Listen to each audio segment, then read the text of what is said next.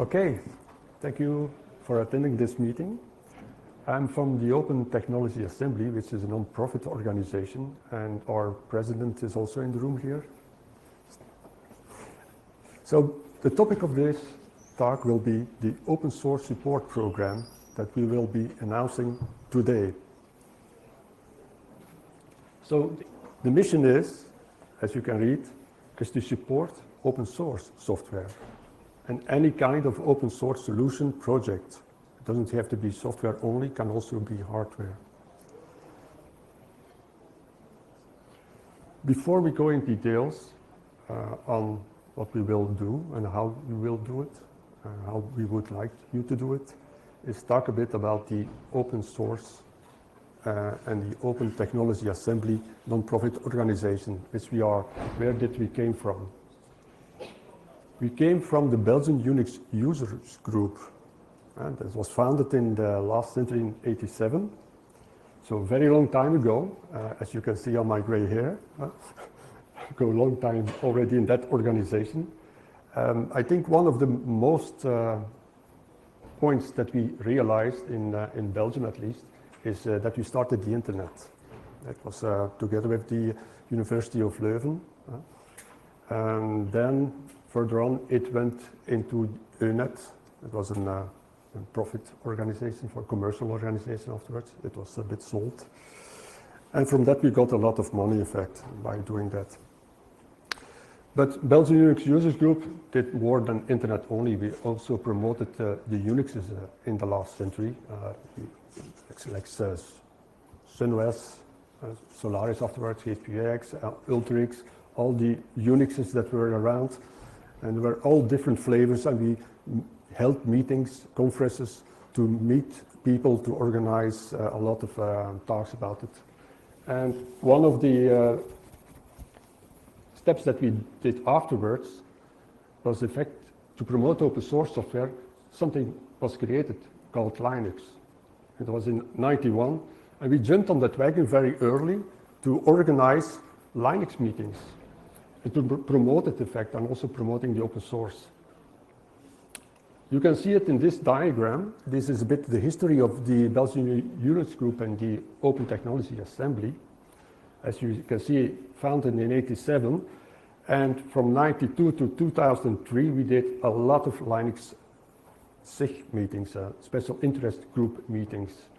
That was typically on a Saturday morning, a couple of hours that we did a lot of talk about topics which were very brand new, sent mail, all these kind of topics that were very hot in the beginning of the '90s, where we are speaking. It's a very long time ago already, but okay.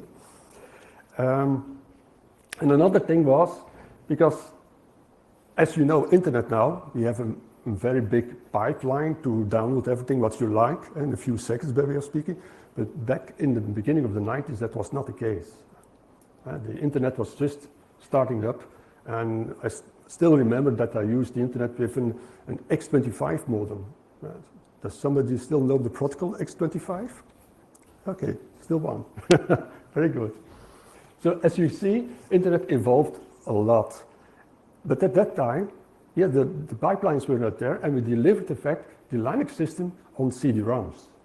It was a big hit, in fact, because it was very loved by the people and by the members of the Belgian Unix Users Group, and afterwards the Open Technology Assembly. That's passed away in '98. I think that was the last time that we created the CD-ROMs, because at that time the internet got more and more used, and also the download was it was less needed, in fact. In '96, also we renamed the Belgian Unix Users Group to the Open Technology Assembly, and because we were more and more going towards the open source and to promote open source projects and stuff like that, and also the meetings and the conferences that we did at that time and we thought the Open Technology Assembly is a good name. But time will learn. But of course, in the afterwards, beginning the 2000s, 2010, there was less interest in conferences around Linux, because the internet was, everything was there. Huh? You could just download, find everything. So we did not do any conferences anymore. And it was all just last year that we decided, yeah, we have still money left from the old times, from the internet effect that we started up. I said, let's do something with it and fund open source projects. And that is the goal of this talk effect. So now you know the history a bit, where we came from. That's one of the pictures that I just took about the CD-ROMs that we created. I think the best CD-ROM, there were two CD-ROMs that were very lovely. There's one that contained the Museum of the Web Louvre. It was a kind of contest that I did with the guys from the Louvre itself. They said, okay, if you can copy it on a CD, it's okay. And we did it. I took a lot of time for it, and I wrote a kind of lint program to find all the interlinks that were working on the CD-ROM. So you could just browse the CD-ROM through the complete Louvre. That was one of the CD-ROMs effect. It was a fun project. And another one was the Linux 95. It came out before Windows 95, by the way. That's, yes. Okay, that's big history, but well, still have the CD-ROMs. So what's next? Because you're now here for the next topic effect, it's the open source support program. Okay, what is the goal? The goal is, as you can read on the left side, is that we would like to sponsor people and projects around open source. Can be hardware, can be software, can be even conferences or lectures like that. And even pay for hosting. That's also a possibility. If you say we have a project, but I don't have the money to host something, okay, we can provide you with a cost for that. If you want to do some hardware prototyping, that's also a possibility. And what we already did since last year is we sponsored conferences. FOSDEM is not sponsored by us, but tomorrow there is a conference in Ghent, the Configuration Management Camp. We are one of the sponsors. And we did last year also some other little conferences around Linux and open source in general, in fact. So it should be community-based, that's clear. It's not, will not sponsor anything about closed software. It should be open source. And if you create something, fine. We would love to sponsor you about it, but it would be even nicer that, for example, next year, you give a lightning talk about it here. Why not?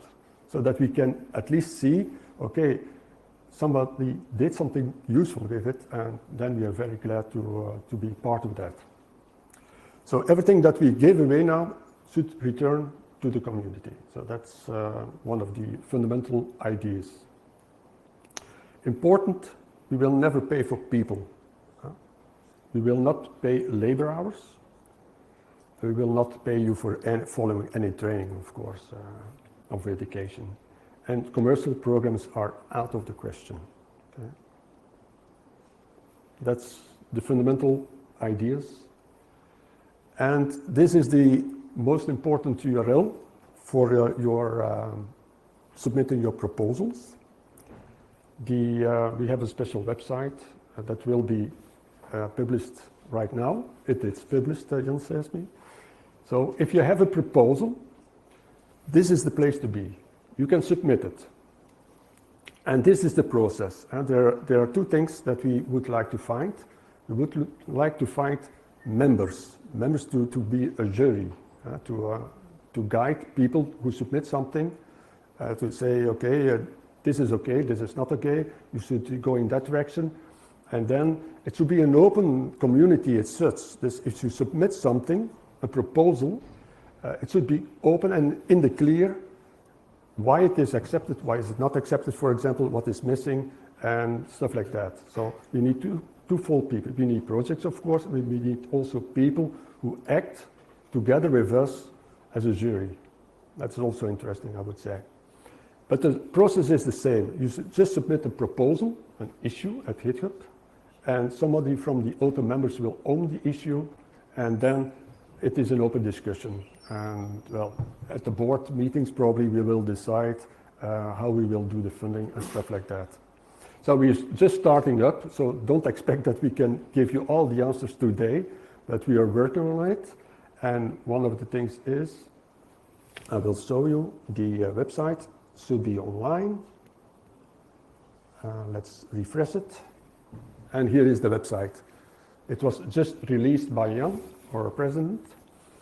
And you can just see here, if you scroll by, what the bit of the history is there, where we came from. You see the ROM's history is there. Well, it's just the initial start of the website. More to follow, of course, but the most important thing is the funding, the OTA. Let's see. Here is the proposals. If you have something, you can submit it over there, and from there we can start. I think, in general, I've discussed everything what's required for this talk. Still have some time left for questions. If there are any questions, please come forward. I will try to answer it. Any question? In the back is the one.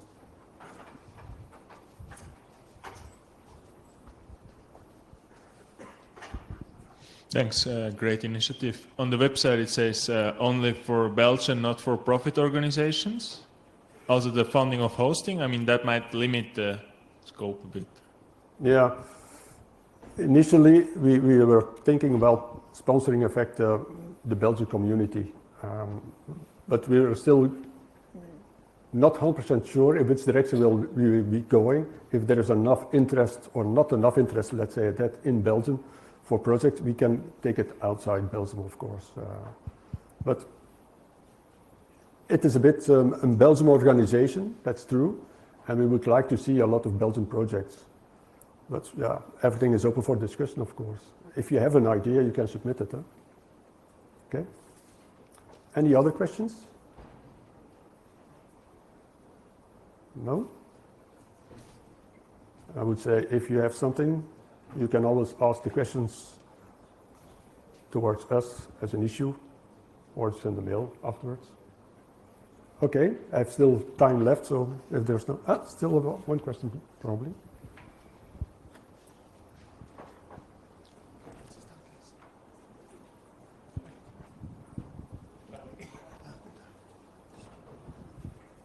Hi. I think it's a very nice initiative. I just was wondering, I couldn't get all the list. Are you planning on sponsoring educational events or initiatives like how is it called, the monthly code initiative or the 100 hours of code or something like that? That I think it's sponsored by the European Union, or some things of this for young people. Well, what we said in the previous slide was that we would not sponsor education as such for your personal reasons. We can support educational programs if it's for a group, let's say, like a kind of talk. Something like that, but not if you say I want to follow in Java course, for example. No, that's not something that you have to come for us to. But you say I want to give a training in a conference. Yes, that's a possibility. Okay, I hope that's a bit clear. Yeah. Any other questions? We still have 1 minute left, so it is your chance. If not, and we thank you for your attention. Thank you very much.